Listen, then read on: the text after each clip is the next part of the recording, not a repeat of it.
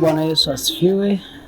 Kwa majina anaitwa mchungaji Jovini Dickson Lubelewele.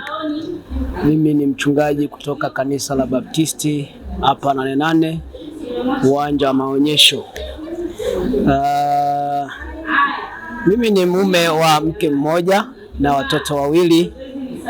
Mtoto wangu wa kwanza anaitwa Neema na miaka 14 na wa pili anaitwa Jennifer na miaka 9. Tunamshukuru Mungu. Mungu ametuita kuwatumikia watu wa Mungu hapa duniani. Mimi pamoja na mke wangu na familia alionipea tunamtumikia Mungu hapa Nane Nane. Kama nilivyosema, mimi ni mchungaji.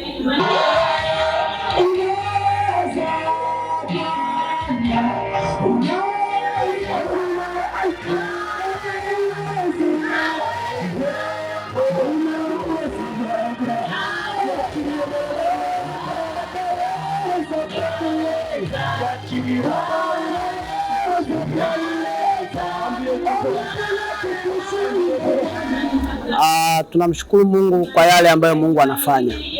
Tangu 2021 Mungu ameniita kuwa mchungaji hapa Nane Nane kuwahudumia watu wa Mungu.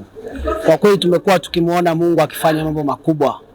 Wagonjwa wakipona, wenye shida wakifunguliwa na vitu kama hivyo.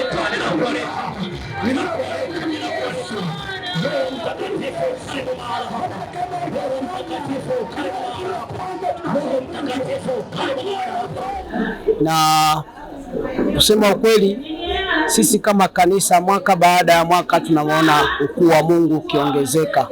Hapo awali kwa kweli tulikuwa tunashangaa Mungu jinsi anavyofanya kazi kwa watu na vitu kama hivyo, lakini sasa tunaona akitutumia tukiwasaidia watu. Moja ya mambo ambayo ninayapenda sana kuyaelezea ninapopata nafasi za kuzungumza na watu, kwanza ni namna vile Mungu anavyowafungua watu.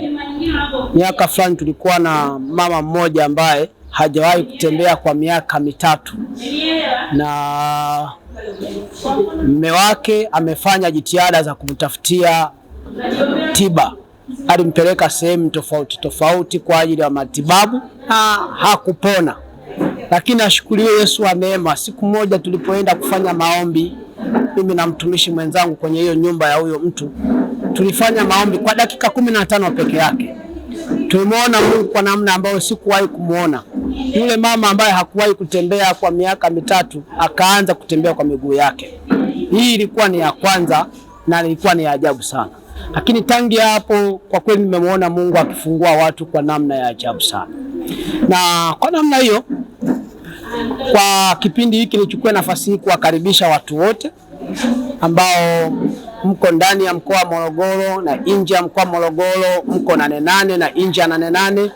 Ninawakaribisha sana kwa ajili ya kuungana nasi kwenye vipindi vyetu vinavyoendelea kwa kila wiki. Kwa wiki tuna vipindi vitatu. Tuna kipindi cha maombi na mafundisho siku ya Jumatano. Tunakutana na mtu mmoja pia siku ya Alhamisi. Lakini pia Jumapili tuna ibada zetu zinazoanza saa 3 kamili asubuhi na kufika saa 7 mchana tumemaliza ibada zetu kabisa. Nikukaribisha sana na Mungu wa mbinguni atakubariki mno. Lakini pia dunia kwa sasa imeenda mbali kidogo na watu wanataka kumwabudu Mungu katika hali ya vyombo vinavyofaa zaidi. Ninaposema hivi nafahamu unajua, mfano kupata miziki, speaker, drums, keyboard na vitu kama hivyo. Sasa mwaka huu moja ya mambo ambayo nimeapa kipaumbele kwenye huduma ninayochunga hapa, jambo la kwanza nategemea kununua mziki mkubwa sana.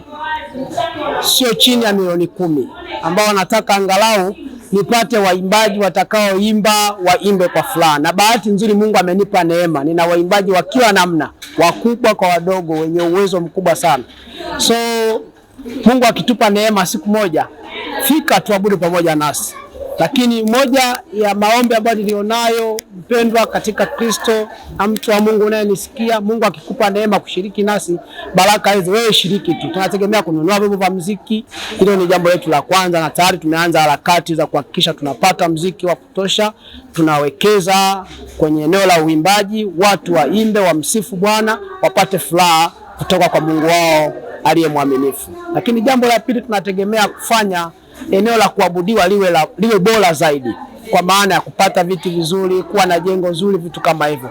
Tunamshukuru Mungu, kila jambo ambalo Mungu ametusemesha kulifanya huwa linafanikiwa. Naam, hata hili limeanza kufanikiwa kwenye eneo la ujenzi. Tayari tumeanza ujenzi kwa maana ya kukarabati jengo, lakini kwenye eneo la vyombo tayari watu wameanza kuleta fedha, na ukiwiwa kuungana nasi kwa ajili ya kufanikisha zoezi hili la vyombo, tutaweka mawasiliano yetu hapo chini ili uyapate na uyafuatilie. Bwana Yesu asifiwe sana. Lakini pamoja na mambo yote yanayoendelea, nafahamu shetani anawatesa watu duniani, anawaonea. Wengine wanapata shida, wengine wanajikuta wamekosa amani na vitu kama hivyo. Mimi nataka nikualike kupitia nafasi hii, tafuta mahala tuliko, fika. Mungu wa mbinguni atakufungua. Tuko hapa kuwahudumia watu. Mungu ndiye aliyetuita, ametuweka hapa kwa kusudi maalum ili tumtumikie. Bwana asifiwe sana. Hata leo nilikuwa najaribu kushirikishana na baadhi ya wapendwa wenzangu ujumbe ambao Mungu alinipa. Tuliona kwenye kitabu kile cha Wafalme wa Pili, ile sura ya 13 na mstari wa 20 na 21. Tuliona mtu mmoja ambaye alikufa, familia yake kaenda kumzika katika kaburi fulani. Wakati wanazika wakapata tatizo ambao liwasababisha wamtupe yule mtu. Biblia nasema yule mtu alipotupwa tu kwenye kaburi ambao alizikwa Elisha, maiti ikawa zima tena, akapata kupona. Na maanisha nini? Huenda kwenye maisha yako kuna mambo yanaweza yakatokea, kama yamekufa, kama hayana uhai tena, kama hayawezi kuishi tena. Nataka nikwambie, Yesu yeye bado anawatafuta watu wa namna hiyo. Anataka akusaidie. Kazi yako ni moja tu, amini Yesu, tafuta Yesu. Yesu akikupata tu utaona miujiza yake ikitokea kwenye maisha yako. Bwana Yesu asifiwe sana. Kwa nafasi nyingine tena ninawakaribisha sana kwenye vipindi vyetu ambavyo tunaendelea navyo hapa kanisani, ili Mungu akuhudumie. Bwana akubariki, uwe na siku njema, utukuzwe Mwokozi Yesu. Amen.